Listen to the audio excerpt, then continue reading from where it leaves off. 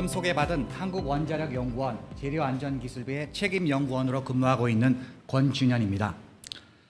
먼저 본 소재 미래 전략 포럼에 우리 연구원장님 주원기 원장님을 대신하여 참석할 수 있게 되어 큰 영광이고요.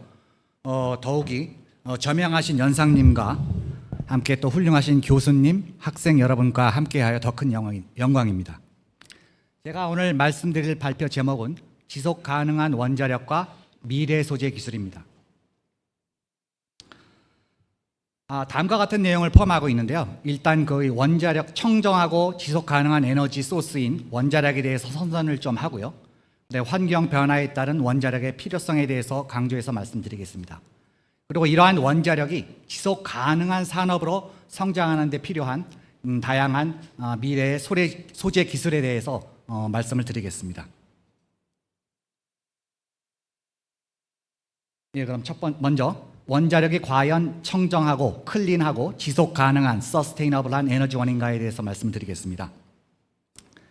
제가 포함하고 있는 상당 부분이 저희 인터넷에 있는 자료를 참고를 하였기 때문에 여러분께서 익히 알 수 있는 내용일 수 있습니다. 그래서 제가 간단히 요점만 짚고 말씀을 드리겠습니다. 먼저 첫 번째로 말씀드릴 수 있는 건 원자력은 에어 퀄리티, 대기 환경을 보호한다, 이런 명제가 있는데요. 실제로 원자력은 우라늄 원자의 핵분열 반응에서 생성된 에너지를 이용하여 전기를 생산하고 있기 때문에 다양한 화석연료, 무슨 석탄, 석유, 천연자원과 같은 화석연료가 방출하는 유해 부산물이 거의 발생하지 않습니다. 이 그림에서 보시는 바와 같이 다양한 전기 생산원이 있는데 이들이 방출하는 온실가스를 이제 표로 나타낸 건데요. 원자력이 가장 CO2 방출량이 타 하이드로파워 수력이라든지 아니면 육상 풍력, 해상 풍력에 비해서 상당히 작은 것을 볼 수 있습니다. 즉 원자력은 저탄소 전기 생산원으로서 수력 다음으로 많은 양의 전 세계적으로 생산을 하고 있습니다. 이게 보시다시피 수력이 그러니까 로우 카본, 그러니까 저탄소 전기 생산원 가운데 수력이 가장 생산량이 많고 원자력이 세계적으로 한 10% 정도를 차지하고 있습니다. 이건 2000년 기준이고요. 그다음에 이러한 내용을 가지고 미국에서 NEI라는 기관에서요, 뉴클리어 에너지 인스티튜트에서 보고에서 보면은 화석 연료를 사용했으면 상당량의 이산화탄소를 발생했을 텐데 원자력 발전으로 CO2 발생을 한 4.7억 톤을 감축하고 있었다. 이게 어느 정도의 양이냐면은 도로에서 운행하는 차들의 한 1억 대가 방출하는 CO2 양과 맞먹는다고 합니다. 따라서 원자력을 계속 사용하면 할수록 우리가 기대되는 이득 중에 하나가 공기 오염원을 발생하는 것을 우리가 차단을 할 수 있습니다. 즉 원자력은 공기청정기 역할을 한다. 좀 과장된 표현일 수 있는데요. 하고 말씀을 드릴 수 있습니다. 공기 오염원으로 인한 우리가 인간이 받게 되는 폐해는 여러 가지가 있겠죠. 산성비, 폐암, 그다음에 심혈관 질환 같은 것들요. 네, 그 다음에는 이제 원자력의 또 한 가지, 과연 청정하고 서스테이너블하냐, 지속 가능하냐. 두 번째 얘기는 원자력의 랜드 풋프린트가 작다. 이게 무슨 말이냐면 토지 점유량이 적다는 얘기입니다. 원자력은 저탄소 에너지원으로서 발전시설, 물리적으로 차지하는 발전시설의 점유 공간이 매우 작습니다. 그러니까 예로 미국에서 보면은 원자력 발전소 하나가 차지하는 부지 면적이 보통 한 1기가와트, 1000메가와트 일렉트릭을 발생할 때 그 면적이 어느 정도 되느냐 하면은 그 정사각형 모양의 땅 가로 세로 한 1.6km 정도밖에 되지 않습니다. 동일한 전력을 생산하려면은 어떤 그 태양광이나 풍력 같은 경우에 한 30배에서 많게는 170배 정도의 점유 공간을 필요로 하게 됩니다. 비슷한 내용이긴 한데요. 1기가와트의 전기를 생산하는 데 필요한 태양광 패널의 수는 그러니까 300만 개 이상이 되고요. 풍력 발전기도 한 430기 이상이 필요로 합니다.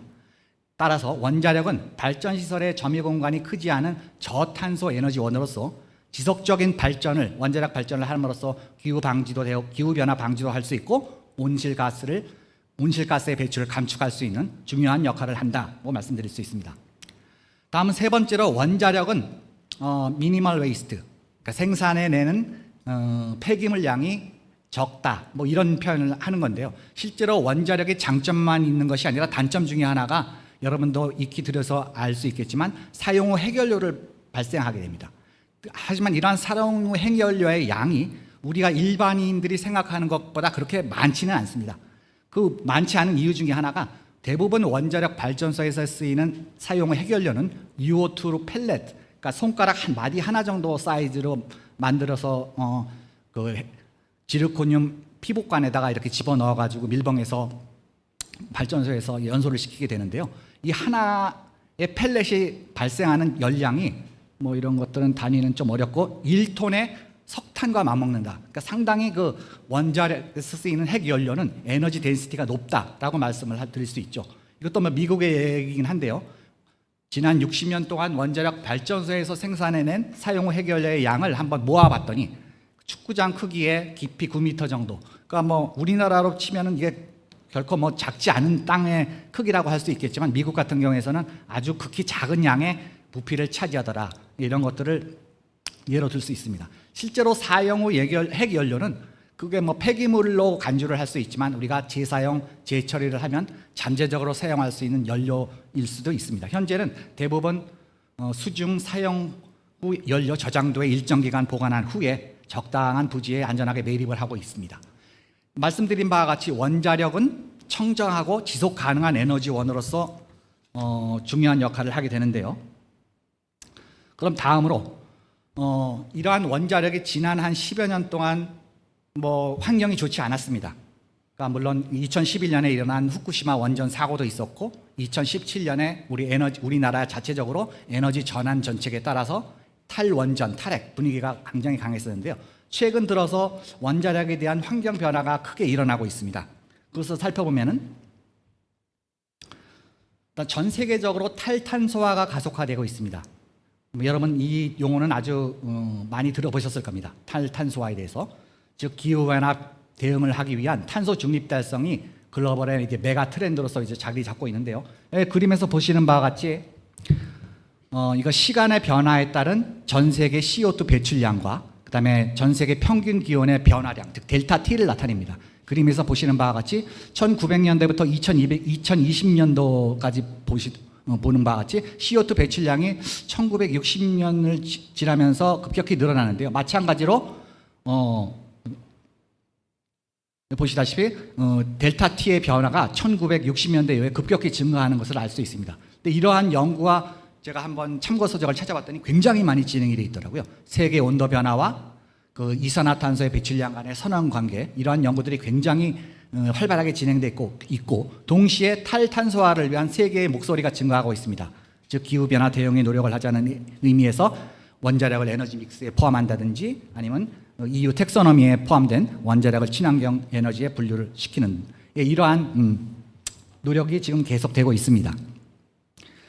또 한 가지는 환경 변화 중에 하나는 이게 뭐 여러분도 아시다시피 작년에 러시아가 우크라이나를 침공한 이후에 이런 얘기를 많이 들어보셨을 겁니다. 에너지 안보를 확보를 하려고 각 나라가 굉장히 혈안이 되어 있는데요. 에너지 안보를 정의를 하자면 국가가 경제적이며 신뢰할 수 있는 에너지를 환경과 조화를 이루며 사회, 경제, 군사적 필요를 뒷받침하기에 충분한 공급의 확보. 쉽게 얘기하자면 국가가 에너지를 안정적으로 공급해야 된다. 이제 이런 말씀이 되겠죠.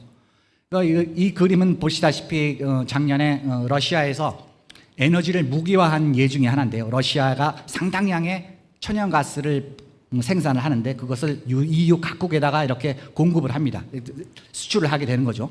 근데 그림에서 보시다시피 러시아의 천연가스 의존도가 독일이나 이탈리아 같은 경우는 거의 40% 넘고 독일은 한 50% 가까이 돼가지고 작년에 그 천연가스 값이 갑자기 증가하는 바람에 독일이나 이런 EU 국가가 많은 고생을 하고 또 추운 겨울을 보내지 않을까 아직 걱정을 했는데 다행히 그 겨울에 크게 춥지 않아서 뭐 난방 같은 게 크게 염려할 정도는 아니었지만 굉장히 고달픈 시간을 보냈다는 얘기를 들어보셨을 겁니다.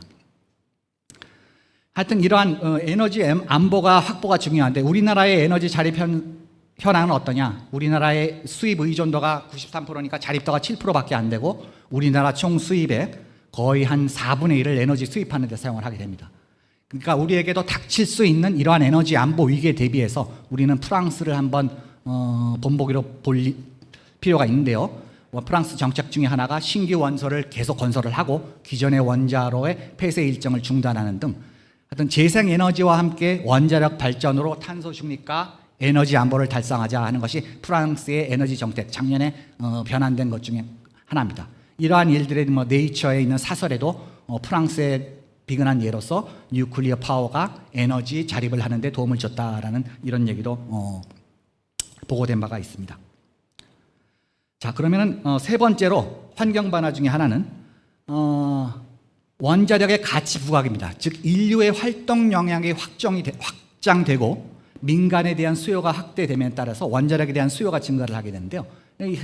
비근한 예로 우주 산업에 활용하기 위해서 원자력을 이용을 하자. 또 한 가지는 친환경 선박이나 해양 플랜트에 이용을 하기 위해서 주로 엔진이 되겠죠. 여기서 하기 위해서 이제 원자력에 대한 수요가 증가를 하게 됐는데요. 해양 온실가스의 가장 주범이 되는 것은 제가 찾아보니까 벙커 CU라고 합니다. 벙커 CU에 함유된 상당량의 설퍼가 그 해양의 대기를 오염시키는데 좋지 않은 영향을 끼친다. 이러한 원자력 가치 부각을 함에 따라서 원자력의 수요가 이제 증가를 하게 됩니다. 따라서 원자력 산업의 신규 밸류체인 구축으로 우리가 그 동반 성장할 수 있는 시너지 효과를 기대할 수 있게 되는데, 과거의 원자력이라 그러면은 어떤 고정된 위치에 대형의 맞춤형 대형 시설을 의미했는데, 우리가 앞으로 나갈 방향은 원자력 발전도 어떤 이동성을 지니고 소형의 그리고 모듈화하여 대량 생산할 수 있는 이러한 제작 비법이 바뀌어야 되지 않느냐. 그러니까 이것이 원자력의 새로운 나아갈 방향 중에 하나라고 말씀드릴 수 있습니다. 조금 스피드업을 하게 되겠는데요.